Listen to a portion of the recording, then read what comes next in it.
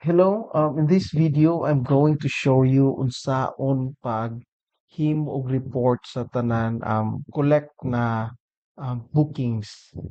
So I mean, usually ihatag ning collect bookings for clients ning mga clients ning specific shipping line. For example, shipping line A na sila yung mga um I would say shipper nga constant ga-travel. So usually naa sila agreement between ni shipping line ug ni shipper nga naa sila specific contract rates. At the same time ang payment, ang invoice is every end of the week or every end of the every 2 weeks or monthly, we don't know, so it depends upon them. Ato us unsaon na lang pag-generate og report. So go back to admin.ayahay.com adto ka sa reporting tab, then click bookings. So if, for example, ganahan ka ang range is from, let's say a week.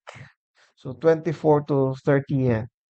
So for example, so kung tanan, usually usara man na ka collector, ang i-assign ni shipping line. So i-check na nimo to all, then i-build ang report, then you need to download.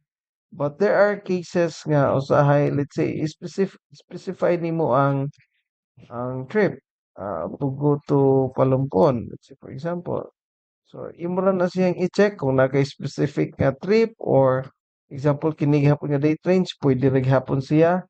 So it's up to you how to use properly og unsay need depende sa inyong company, but ang filter is na ang date range, ang origin of destination nga port, ang oras sa trips. Kung naka specification na you just need to click build report.